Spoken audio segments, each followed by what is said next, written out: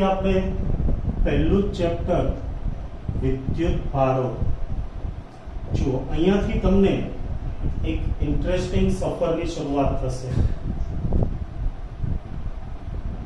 ધોરણ 11 છે એની અંદર જૂનું ભૌતિક વિજ્ઞાન છે અને 12માની અંદર નવું ભૌતિક વિજ્ઞાન છે.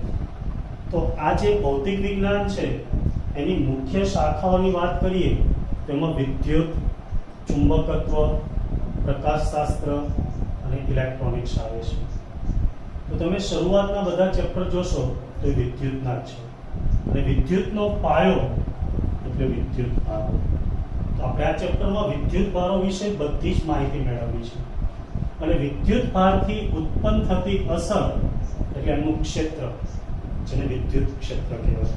તો આ ચેપ્ટરમાં આપણે મુખ્ય બે વસ્તુ જોવાની છે, એક વિદ્યુત ભારો અને બીજું ક્ષેત્ર. કારણ કે જ્યારે વિદ્યુતની વાત આવે ત્યારે વિદ્યુત છે એને બે ભાગની અંદર વહેંચવામાં આવે છે, એક સ્થિત વિદ્યુત શાસ્ત્ર અને બીજું પ્રવાહ વિદ્યુત શાસ્ત્ર. તો આપણા પહેલા બે ચેપ્ટર છે, ચેપ્ટર 1 અને 2, એ સ્થિત વિદ્યુત શાસ્ત્રના છે. સ્થિત વિદ્યુત શાસ્ત્રમાં શું હોય છે તો કે વિદ્યુત ભાર સ્થિર હોય છે, બરાબર. અહીંયા વિદ્યુત ભાર છે એ સ્થિર હશે. અને ચેપ્ટર 3, 4 આ પ્રવાહ વિદ્યુત શાસ્ત્રના છે કે જ્યાં વિદ્યુત ભાર છે એ ગતિ કરશે અને પછીથી આપણે એમનું ચુંબકત્વ સાથે જોડાણ કરીશું. એટલે તમારે જે નેક્સ્ટ 5મું ચેપ્ટર આવશે એ ચુંબકત્વ અને દ્રવ્ય આવશે અને 6થું ચેપ્ટર વિદ્યુત ચુંબકીય પ્રેરણ એ વિદ્યુત અને ચુંબકત્વનું મિશ્ર ચેપ્ટર છે. ત્યાર પછી આપણે 7મું પાછું વિદ્યુતનું ચેપ્ટર જોઈશું, એસી અલ્ટરનેટિંગ કરંટ. અને એના પછી 8મું ચેપ્ટર એટલે આપણે પાછા તરંગો ઉપર આવી જઈશું, વિદ્યુત ચુંબકીય તરંગો, જે પણ વિદ્યુત અને ચુંબકત્વની જ્ઞાન છે. અને ભાગ 2 ની અંદર તરંગ પરથી કિરણ પ્રકાશશાસ્ત્ર, તરંગ પ્રકાશશાસ્ત્ર એટલે કે પ્રકાશશાસ્ત્રના 3 ચેપ્ટરો જોઈશું. ત્યાર પછી પરમાણુ, ન્યુક્લિયસ અને સેમિકન્ડક્ટર ઇલેક્ટ્રોનિક્સ. આવો કોર્સ છે. તો બહુ ઇન્ટરેસ્ટિંગ કોર્સ છે જેની શરૂઆત એકદમ પાયાથી કરીએ તો વિદ્યુત ભારોથી. ચલો તો પહેલા આપણા સામાન્ય અનુભવો પરથી વિદ્યુત ભારને સમજવાનો પ્રયત્ન કરીએ. જુઓ, દરેકને થયેલો અનુભવ કરું છું. શિયાળામાં આપણે કપડાને કાઢવા જઈએ ત્યારે તમને એક અનુભવ થાય છે. શું થાય છે? યસ, શર્ટ કાઢો છો ત્યારે વાળ એ શર્ટની જોડે જતા હોય એવું થાય છે.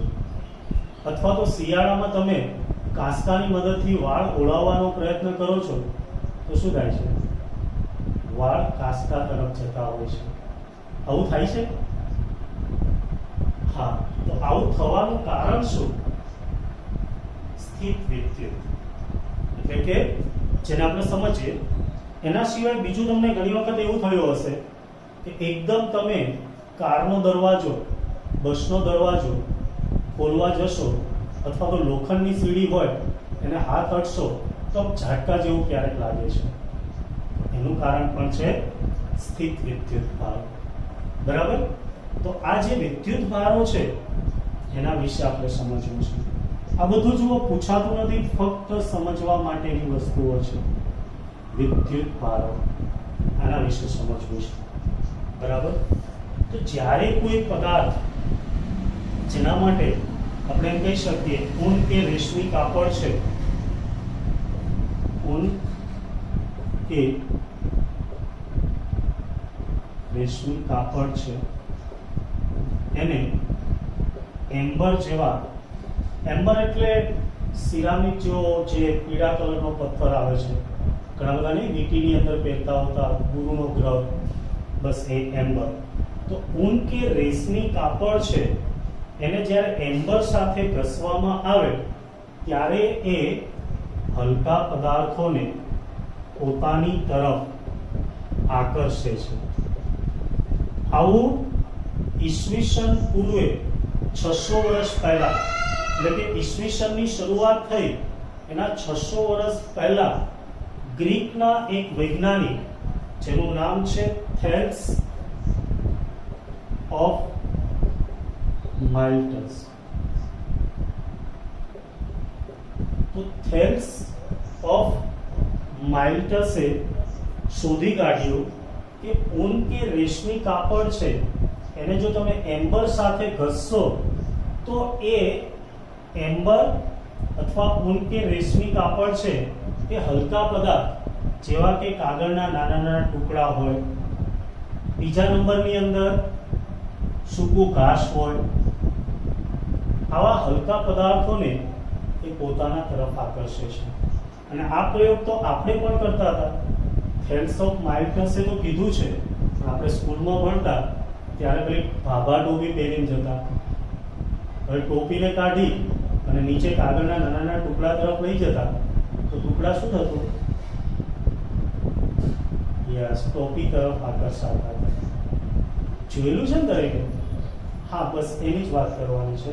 તો થેલ્સ ઓફ માઇલ્ટસે આ શોધી કાઢ્યું, જેને શરૂઆતમાં એ કોના તરીકે ઓળખવો એ પ્રશ્ન હતો.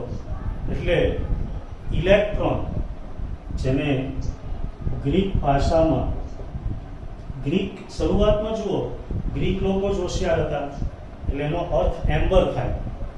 એમ્બરને ઇલેક્ટ્રોન કહેવાય. ગ્રીક ભાષામાં એમ્બર કહેવાય, આપણે એને ઇલેક્ટ્રોન તરીકે ઓળખીએ છીએ.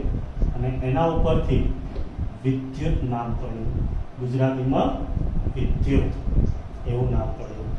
બરાબર? કારણ કે જુઓ, આપણે આને ગુજરાતીમાં વિદ્યુત ભાર કહીએ છીએ, પણ ઇંગ્લિશમાં એને ચાર્જ કહેવાય.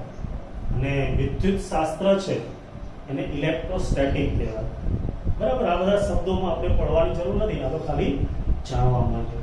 ત્યાર પછી બીજા ઘણા બધા વૈજ્ઞાનિકો છે, એણે પણ એવું શોધી કાઢ્યું કે ભાઈ દ્રવ્યની એવી ઘણી બધી જોડીઓ છે કે જેને ઘસવાથી તે નાના હલકા પદાર્થને શું કરી શકે? યસ, આકર્ષી શકે. તો એના માટે તમે એક પ્રયોગ કરી શકો. દેખો, આવી બે સફેદ કાગળની પટ્ટી લેવાની, દેખાય છે? હવે આ પટ્ટી છે ને, એને આમ રાખી એના ઉપર ઇસ્ત્રી કરી દેવાની.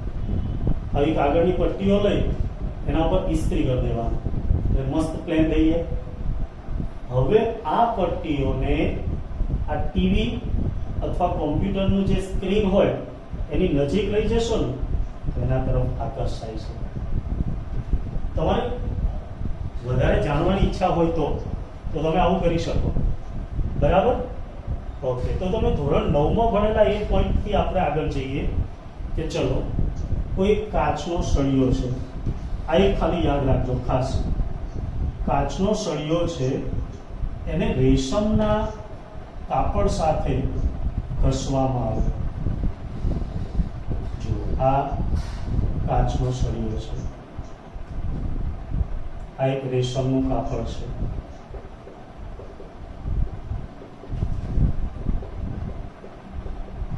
હવે હું આને અહીંયા નજીક લાવી અને એની સાથે ઘસું.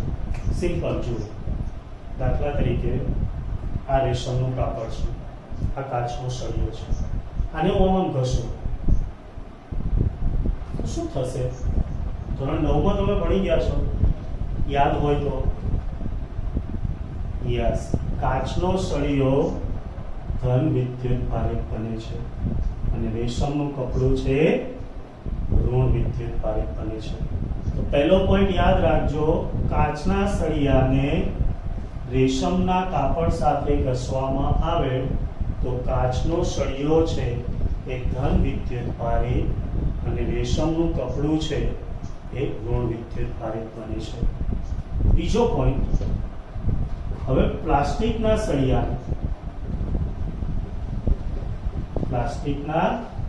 સળિયાને ફર એટલે બિલાડીનું ચામડું. બિલાડી જોઈ છે ને, એની ઉપર સરસ મજાનું ચામડું હોય, કાપી લો તેને ફર અથવા બિલાડીનું ચામડું અથવા ઊન પણ કહી શકો, ઘેટાની ઉપરનું હોય, એની સાથે ઘસવામાં આવે. આ પ્રયોગ પણ તમે કરેલો છે.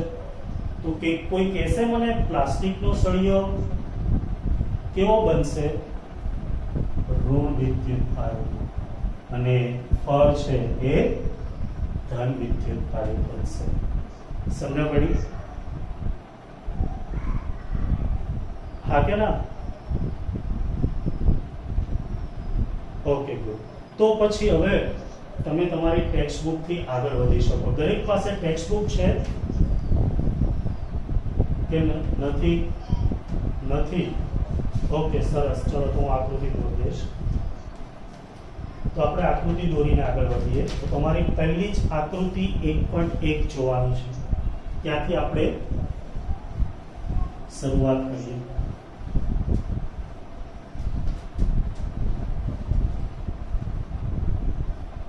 જો આ બધું સમજવાનું છે.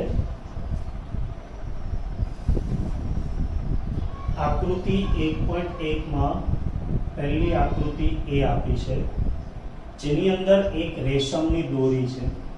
સિમ્પલ છે, તમને એક વખતમાં સમજાઈ જશે. આ એક રેશમની દોરી છે, એની સાથે અહીંયા એક કાચનો સળિયો બાંધી દીધો. આ રેશમની દોરી, આ કાચનો સળિયો, બરાબર. કાચના સળિયા ઉપર હમણાં કીધું એ પ્રમાણે ધન વિદ્યુત ભાર હોય એટલે પ્લસ. એની પાસે એક બીજો કાચનો સળિયો લાવવામાં આવે. ઉપર એક કાચનો સળિયો છે, નીચેથી બીજો એક કાચનો સળિયો લાવવામાં આવે અને આની નજીક લાવવામાં આવે. તો બોલો શું થશે આની વચ્ચે? યસ, અપાકર્ષે. કારણ કે બંને ધન છે. આ પણ ધન છે, આ પણ ધન છે, તો એકબીજાને અપાકર્ષે. તો દેખો, જ્યારે કાચના સળિયાને રેશમના કાપડ સાથે ઘસવામાં આવે ત્યારે કાચનો સળિયો છે એ ધન વિદ્યુત ભારિત બને છે અને રેશમનું કપડું એ ઋણ વિદ્યુત ભારિત બને છે. હવે જો આપણે એક કાચના સળિયાની નજીક બીજો કાચનો સળિયો લાવશું તો એમની વચ્ચે અપાકર્ષણ જોવા મળશે, એટલે કે એકબીજાથી દૂર જશે. ચલો બીજો પ્રયોગ. આ તમારે આકૃતિ એ આપેલી છે ટેક્સ્ટ બુકમાં. બીજી આકૃતિ, આ રેશમની દોરી, અહીંયા એક પ્લાસ્ટિકનો સળિયો રાખ્યો. કોનો સળિયો છે? પ્લાસ્ટિકમાં. દેખાય છે ને? પ્લાસ્ટિકનો સળિયો કેવો બને? ઋણ વિદ્યુત ભારિત. એની નજીક બીજો એક પ્લાસ્ટિકનો સળિયો લઈ જઈએ તો પ્લાસ્ટિકનો સળિયો કેવો હોય? ઋણ વિદ્યુત ભારિત. સમજો, આ પૂછાતું નથી પણ સમજવામાં બહુ મજા આવે એવી વસ્તુ છે. ઓકે, આ ઋણ, આ ઋણ. હવે હું એને નજીક લઈ જઈ તો બોલો શું થશે? યસ, અપાકર્ષે. અપાકર્ષે, કારણ કે બંને ઋણ છે. આવો પ્રયોગ થયો હતો ઘણા બધા સમય પછી. તમને એમ લાગે આવું સિમ્પલ પ્રયોગ કરે, પણ આ બહુ વર્ષો પહેલાની વાત છે. ઘણા સમય પછી આવું એ લોકોને જાણવા મળ્યું અને એના પછી આગળ શોધ થતી. બરાબર. આકૃતિ બી. પછી તમારી બુકમાં આકૃતિ સી આપેલી છે આ રીતના, જેની અંદર આ એક સળિયો છે. ચલો આકૃતિ બી ક્લિયર ને? અહીંયા બંને ધન છે, અહીંયા બંને ઋણ છે, કારણ કે બંને પ્લાસ્ટિકના સળિયા છે. હવે અહીંયા આ કાચનો સળિયો એટલે ધન વિદ્યુત ભારિત. કાચનો સળિયો કેવો છે? ધન. એની નજીક હું પ્લાસ્ટિકનો સળિયો લઈ જાઉં. કયો સળિયો? પ્લાસ્ટિકનો સળિયો. બોલો કેવો હોય? ઋણ. પ્લાસ્ટિકનો સળિયો ઋણ વિદ્યુત ભારિત હોય. તો બોલો શું થશે એમની વચ્ચે? એક ધન છે, એક ઋણ છે. સરસ. આકૃતિ સી માં દર્શાવ્યા મુજબ એમની વચ્ચે આકર્ષણ થશે, એટલે કે આકર્ષી બળ લાગશે. સમજણ પડી? તો બહુ સિમ્પલ પ્રયોગ છે. બે કાચના સળિયા છે તો અપાકર્ષણ, બંને પ્લાસ્ટિકના સળિયા છે તો અપાકર્ષે. પણ એક કાચનો અને એક પ્લાસ્ટિકનો સળિયો છે તો કાચ એટલે ધન વિદ્યુત ભારિત છે, પ્લાસ્ટિક એટલે ઋણ વિદ્યુત ભારિત છે. એમની વચ્ચે શું થાય છે? આકર્ષણ થશે, આમ નજીક બોલાવશે, ચલ ભાઈ આવી જા. સમજ પડી?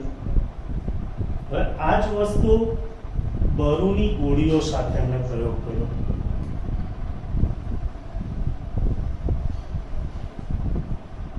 જેને આકૃતિ બી કીધી છે.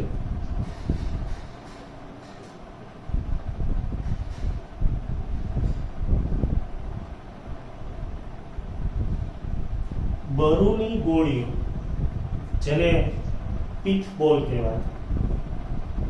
જો ગુજરાતી શબ્દ છે ને થોડા અઘરા પડે. બરુની ગોળી, જેને ઇંગ્લિશમાં પીથ બોલ કહેવાય, જેને તમે પોલિથીનનો બોલ લઈ શકો, એટલે નાની નાની ગોળીઓ નહીં આપી, એવી બે ગોળીઓ છે જેને બરુની ગોળી કહેવાય. બરાબર? હવે આ બરુની ગોળીની નજીક જો પ્લાસ્ટિકનો સળિયો લાવીશ બંને બાજુ, પ્લાસ્ટિકનો સળિયો કેવો હોય? ઋણ. આ બંને સંપર્કમાં આવતા પણ ઋણ થશે, એટલે બંને એકબીજાથી શું થાય છે? દૂર જાય છે. જુઓ, પ્લાસ્ટિકના સળિયાને બરુની ગોળીની નજીક લાવો એટલે બરુની ગોળીમાં અહીંથી વિદ્યુતભાર ટ્રાન્સફર થશે. આ ઋણ હોય તો આ ઋણ થાય, આ ઋણ છે તો આ પણ ઋણ થશે. તો બંને વચ્ચે શું થશે? યસ, અપાકર્ષણ. ચલો, એવી જ રીતના હવે તમે મને કહો, આ બરુની ગોળીઓ છે. હવે હું અહીંયા કાચનો સળિયો લાવું. કયો સળિયો? કાચનો સળિયો. તો બરુની ગોળી કેવી બને? ધન. સરસ. જુઓ, અહીંયા કાચનો સળિયો લાવ્યો એટલે ધન, અહીંયા બી કાચનો સળિયો લાવ્યો તો આ પણ કેવી બનશે? ધન. આ ધન છે, આ ધન છે, તેમની વચ્ચે શું થશે? CBE, અપાકર્ષણ. કારણ કે બંને ધન છે, બંને એકબીજાથી દૂર જાય છે. છેલ્લો પ્રયોગ કે ચલો, ઓકે, ચલો. હવે એકની બાજુમાં હું કાચનો સળિયો લાવું અને બીજાની બાજુમાં હું પ્લાસ્ટિકનો સળિયો. તો દેખો, કાચનો સળિયો અને પ્લાસ્ટિકનો સળિયો આપણે લાવીએ તેમાં આવી સ્થિતિ થશે. કાચનો સળિયો ધન અને પ્લાસ્ટિકનો સળિયો ઋણ, બંને નજીક જશે, તેમની વચ્ચે શું થાય? આકર્ષણ. સમજ પડી? એમની વચ્ચે આકર્ષણ જોવા મળશે. ક્લિયર? તો આ જે પ્રયોગો છે એની અંદર ઘણા બધાને એવો પ્રોબ્લેમ થાય કે આવું ઘર્ષણ કરીએ તો કોણ ધન બને, કોણ ઋણ બને, આવું કેમ ખબર પડે? એના માટે એક સિમ્પલ સૂત્ર તમને આપું છું. FGW, આ ધન. FGW, આ ધન. બરાબર? સમજ પડે ને? અને રેશિપ RASEP, આ હંમેશા ઋણ બને. ચલો સમજાવો. F એટલે ફર. ફર છે ને એ ઘસવામાં આવે ને એટલે હંમેશા ધન જ બને. G એટલે ગ્લાસ, જેને આપણે કાચ કહીએ. કાચનો સળિયો પણ ધન જ બને. જુઓ, ખબર પડી? અને W એટલે વૂલન, ઊન. બરાબર? તો FGW હંમેશા ધન બનશે. ઋણ કોણ બનશે? તો કે રાસે, એટલે કે RASEP. R એટલે યસ, રબર. A એટલે એમ્બર, જે આપણે પદાર્થ કીધો હતો ને પીળા જેવા કલરનો. S એટલે સિલ્ક. E એટલે એગ્નાઇટ, જે પણ એક પદાર્થ જ છે. અને P એટલે પ્લાસ્ટિક. જો ઘણી વખત ઘણા તમને હેરાન કરવા પ્રશ્ન પૂછે તો, બાકી જરૂર નથી. તો તમારે એટલું જ યાદ રાખવાનું FGW આ ધન બને અને રેશેપ RACP રેસીપી કહીએ ને આપણે, બસ એ રીતે યાદ રાખી શકો. તો એ કેવા બનશે? ઋણ વિદ્યુતભાર. સમજણ પડી? યાદ રહી જાય ને? હા, FGW અને રેસેપ આ બે વસ્તુ યાદ રાખવાની છે. ઓકે, ચલો હવે આ જે પ્રયોગો છે એના ઉપરથી શું જાણવા મળ્યું, બસ એ આપણે ખાસ યાદ રાખવાનું છે. તો પ્રયોગો પરથી મળતું તારણ.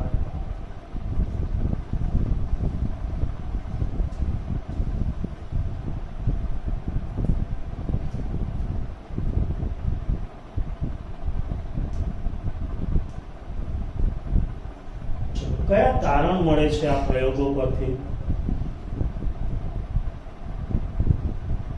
યસ, જો બંને ધન હોય અથવા બંને ઋણ હોય તો એને સજાતીય કહેવાય. તો આ જે સજાતીય વિદ્યુત ભારો છે એમની વચ્ચે કયું બળ લાગે? અપાકર્ષી બળ. ચલો બીજું, એક ધન હોય અને બીજો ઋણ હોય તો એને વિજાતીય વિદ્યુત ભારો કહેવાય. તો વિજાતીય વિદ્યુત ભારો વચ્ચે કયું બળ લાગશે? યસ, એકબીજાને આકર્ષે એટલે કયું બળ લાગશે? આકર્ષી બળ. સમજ પડી? જો બંને ધન હોય કે બંને ઋણ હોય તેને સજાતીય કહેવાય. સ એટલે એક જ, જાતીય એટલે જાતના, એક જ જાતના. વિજાતીય એટલે એક ધન હોય અને એક ઋણ હોય તેને યસ વિજાતીય કહેવાય. તો સજાતીય હોય એકબીજાને અપાકર્ષે અને વિજાતીય હોય એકબીજાને આકર્ષે. હવે આ જે એકને આપણે ધન કહીએ છીએ અને બીજાને ઋણ કહીએ છીએ, આવું નામ અમેરિકન વૈજ્ઞાનિક બેન્જામિન ફ્રેન્કલિને કીધું. બેન્જામિન ફ્રેન્કલિન કે જેનું ખૂબ જ શરૂઆતમાં આગળ પડતું નામ છે. તો જુઓ, ઘણી વખત કોઈ પૂછી નાખે કે ભાઈ ધન અને ઋણ આવા નામ કોણે દર્શાવ્યા? યસ, અમેરિકન વૈજ્ઞાનિક બેન્જામિન ફ્રેન્કલિન. અને આ બંને વિદ્યુતભારો જે અલગ પડે છે એના અલગ પડવાના ગુણધર્મને ધ્રુવત્વ અથવા પોલારિટી કહેવાય. રાઈટ? એટલે તમે એને કેમિસ્ટ્રીમાં ધ્રુવો કહો છો, સેલની અંદર કહો છો ધન ધ્રુવ અને ઋણ ધ્રુવ. તો આ જે એનો અલગ પડવાનો ગુણધર્મ છે એને ધ્રુવત્વ કહેવાય. એને શું કહેવાય? ધ્રુવત્વ અથવા પોલારિટી કહે છે. સમજ પડી? હવે જ્યારે પણ તમે કાચનો સળિયો કે પ્લાસ્ટિકનો સળિયો રેશમ કે ઊન સાથે ઘસો ત્યારે વસ્તુ શું થાય છે?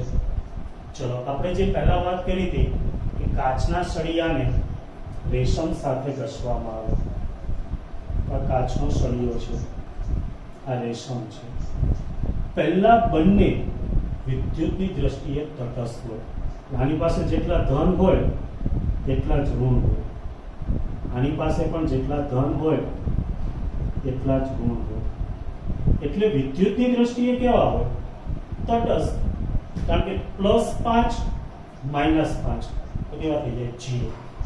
એટલા માટે તમે કેમિસ્ટ્રીમાં ભણી જાવ છો કે દરેક પરમાણુ વિદ્યુતની દ્રષ્ટિએ તટસ્થ હોય છે. શા માટે? કારણ કે એની પાસે 5 પ્રોટોન હોય તો 5 ઇલેક્ટ્રોન હોય, સરવાળો કરો તો 0. સમજણ પડે છે? એટલે વિદ્યુતની દ્રષ્ટિએ તટસ્થ હોય. એટલે જુઓ, ઘસ્યા પહેલા તમે એકબીજાની નજીક લાવો તો કશું જ નહીં થતું, પણ જ્યારે તમે ઘસવાનું ચાલુ કરો એટલે અહીંથી ઇલેક્ટ્રોન અહીંયા જવા મળશે આના ઉપર. અંદર દોરો તો ખબર પડે. અહીંયા ઇલેક્ટ્રોન જશે. જુઓ, આને ઇલેક્ટ્રોન ગુમાવ્યા અને આને ઇલેક્ટ્રોન મેળવ્યા. આ તો ભાગ તટસ્થ જ છે. અહીંથી ઇલેક્ટ્રોન જતા રહ્યા તો અહીંયા ધન વિદ્યુતભાર શું થયો? ખુલ્લો પડે, એટલે ધન વિદ્યુતભાર. કેમિસ્ટ્રી પ્રમાણે વિચારો તો કોઈ ઇલેક્ટ્રોન ગુમાવે એટલે ધન થઈ જાય અને આ મેળવે છે. જુઓ, આગળનો ભાગ તો 0 છે, આ મેળવે એટલે ઋણ થઈ જાય. સમજ પડી?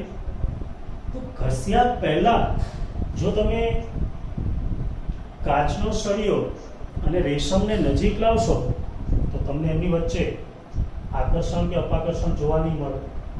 પણ ઘસ્યા પછી તમે એકબીજાની નજીક લાવો છો તો એમની વચ્ચે આકર્ષણ જોવા મળશે. બરાબર ને?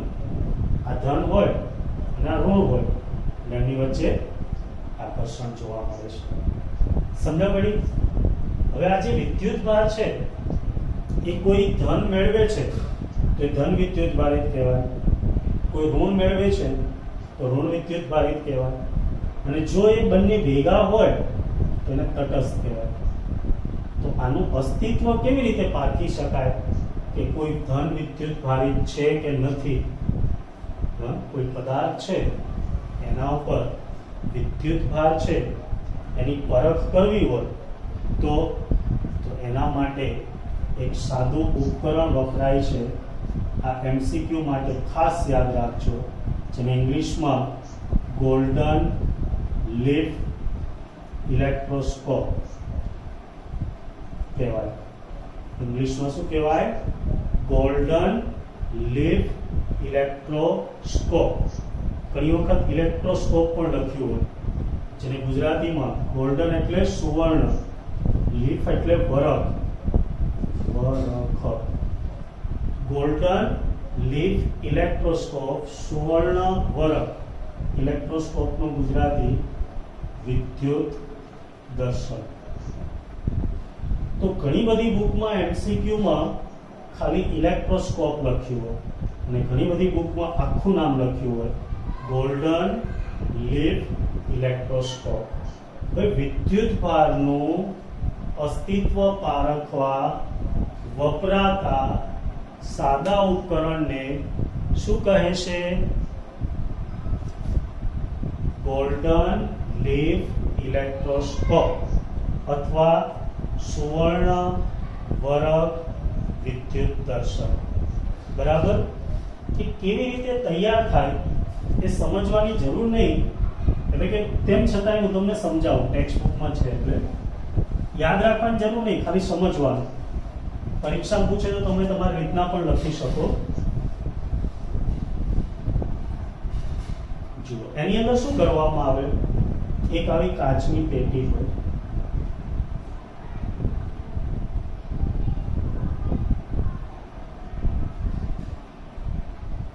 કાચની પેટી એટલા માટે કે તમે બહારથી જોઈ શકો. એમાં અહીંયા વચ્ચે એક કાણું રાખવામાં આવે, જ્યાં બૂચ રાખવામાં આવે. એમાંથી એક ધાતુનો સળિયો, આપણે એલ્યુમિનિયમ લઈ લઈએ, એ લેવામાં આવે. અહીંયા એલ્યુમિનિયમનો આ રીતના ગોળો રાખવામાં આવે. આ ભાગ છે પ્લેટ રાખવામાં આવે. અહીંયા સુવર્ણ વરખ, એ તમે ગુંદર કે સેલો ટેપ તેનાથી જોડી શકો. સોનાની પટ્ટીઓ, રાઈટ? આવું એક સાધન તૈયાર કરવામાં આવે છે. આને કહેવાય ધાતુનો ગોળો. આ ધાતુનો સળિયો, આ કાચની બારી અથવા કાચની પેટી, આ ગોલ્ડન લીફ એટલે કે સુવર્ણ વરખ. હા, હવે તમારે ખાસ શું સમજવાનું છે? આ દેખો, અહીંયા હું કોઈ કાચનો સળિયો લાવું, જે કેવો હોય? ધન વિદ્યુતભારી. હવે તમે એના અહીંયા નજીક લાવશો ને એટલે આ ધન વિદ્યુતભાર છે ને નીચે જશે. કેમ? તો કે આ ધાતુનો સળિયો છે. હવે ધાતુનો સળિયો અહીંયા હોય એટલે અહીંયા સુધી જાય, અહીંયા લીફ છે એ મેળવશે, એટલે લીફ છે ને એકબીજાથી આમ અલગ જવા માંડશે. કેમ? તો કે જો ધન છે અને ધન વચ્ચે શું થાય? અપાકર્ષણ. રાઈટ? તમારી બુકમાં કીધું છે આ જ પ્રયોગ તમે સાદી રીતે કરી શકો. આવી એક કાચની બોટલ લો, આ બૂચ રાખો ફિટ, અહીંયા ધાતુનો સળિયો, આ ગોળો, આ ભાગ છે ત્યાં તમે એક પટ્ટી બાંધી દો, જે આપણે કાગળની પટ્ટી કરી હતી ને એને આ રીતના બે વ્યવસ્થિત રીતે વાળી દેવાની. હા, એટલે આ ભેગી રહેશે પટ્ટી. અહીંયા પટ્ટી રાખી દીધી. હવે અહીંયા સળિયો નજીક લાવો, ધન વિદ્યુત ભાર છે. એ સળિયામાંથી અહીંયા વિદ્યુત ભાર આવશે અને આ પટ્ટી આમ અલગ થઈ જશે. પટ્ટી કેવી થઈ જશે? અલગ થઈ જશે. આ રીતે કેટલી અલગ થશે? તો કે એને જે પ્રાપ્ત કરેલો વિદ્યુત ભાર હોય એના પર આધાર. 2 હોય તો આટલી અલગ થાય, તો 3 હોય તો આટલી અલગ થશે, 4 હશે તો આટલી, અને મેક્સિમમ હશે તો આટલી અલગ થશે. સમજ પડી? સુવર્ણ વરખ અથવા કાગળની પટ્ટી દ્વારા તમે વિદ્યુત ભારનું અસ્તિત્વ પારખવા માટેનું સાધન તૈયાર કરી શકો.